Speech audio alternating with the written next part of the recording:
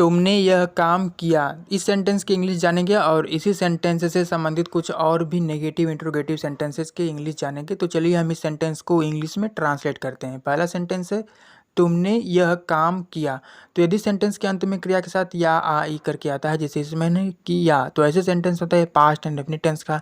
ये अफर्मेटिव है, तो पास्ट एंड डेफिनिट के अफर्मेटिव सेंटेंसेस को इंग्लिश में ट्रांसलेट करने का स्ट्रक्चर, पहले सब्जेक्ट तुमने की इंग्लिश यहाँ पे यू, उसके बाद हम लिखेंगे वर्ब का सेकेंड फॉर्म। वर्ब है इसमें किया, तो यहाँ पे वर्ब है किया यानी करना का इंग्लिश डू। डू का सेकेंड फॉर्म, डू का वर्ब फॉर्म होता है डू डिड डन, तो डू का second form did. You did, उसके बाद क्या है ऑब्जेक्ट यह काम यानी this work. You did this work, तुमने यह काम किया, इसकी English you did this work. अगर सेंटेंस होता कि तुमने यह काम नहीं किया, तो ये नेगेटिव सेंटेंस है। तो पास्ट इंडेफिनिट के नेगेटिव सेंटेंसेस को ट्रांसलेट करने के लिए हेल्पिंग वर्ब लगता है। तो पहले सब्जेक्ट लिखेंगे तुमने की इंग्लिश यू, उसके बाद हम लिखेंगे हेल्पिंग वर्ब डिड। अब देखिए यहाँ पे एक कंफ्यूजन है, पास्ट एंड डेफिनिट टेंस के नेगेटिव सेंटेंसेस में हेल्पिंग वर्ब डिड होता है। ठीक है, डिड होता है, यहाँ पे ये डिड हेल्पिंग वर्ब है ना कि मेन वर्ब है, जो कि अफर्मेटिव में वर्ब था लेकिन नेगेटिव में है, तो ये हेल्पिंग वर्ब के रूप में यहाँ पे आया है डिड। ठीक है, फिर नॉट लगाएंगे, फिर लिखेंगे वर्ब का फर्स्ट फॉर्म। इसमें अब यहाँ पे वर्ब लिखेंगे, वर्ब किया यानी करना के इंग्लिश डू, डू यानी फर्स्ट फॉर्म में ही रहेगा, तो यहाँ पे डू ही रहेगा। उसके बाद object this work, you did not do this work, तुमने यह काम नहीं किया, इसकी English you did not do this work. Next sentence है क्या तुमने यह काम किया। तो देखिए ये इंट्रोगेटिव सेंटेंस है जो कि क्या से शुरू हुआ है। जब सेंटेंस क्या से शुरू होता है तो उसका जवाब हाँ या ना में दिया जा सकता है। ऐसे में क्या की इंग्लिश नहीं लिखते हैं, पहले हेल्पिंग वर्ब लिखते हैं, फिर सब्जेक्ट, फिर वर्ब, फिर ऑब्जेक्ट।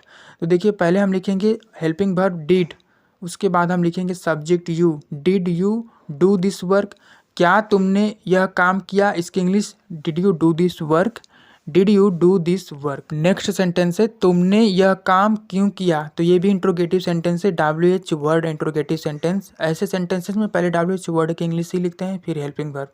इसकी English why did you do this work, तुमने यह काम क्यों किया, why did you do this work. अगर नेगेटिव भी हो तो तुमने यह काम क्यों नहीं किया, इसकी English why did you not do this work, why did you not do this work, तुमने यह काम क्यों किया, इसकी English why did you do this work. तो चलिए इस सेंटेंस को चेंज करके कुछ और भी अच्छी तरीके से हम लोग इसे समझ लेते हैं। जैसे कि अगर सेंटेंस होता तुमने अपना काम किया, यानी यह काम की जगह सेंटेंस में अपना हो जाता, यानी यह काम की जगह अपना काम, यानी कि पहला सेंटेंस है तुमने यह काम किया, यानी कि यह हो जाता तुमने अपना काम किया, तो इसकी English you did your work, you did your work, यानी कि जहाँ जहाँ भी दिस वर्क है अपना हो गया तो ये हो जाएगा योर वर्क। ठीक है, अगर सेंटेंस होता है कि तुमने अपना काम पूरा किया, तो देखिए यहाँ पे अब वर्ब ही बदल गया है, करना की इंग्लिश डू, लेकिन पूरा करना की इंग्लिश कंप्लीट या फिनिश भी लिख सकते हैं।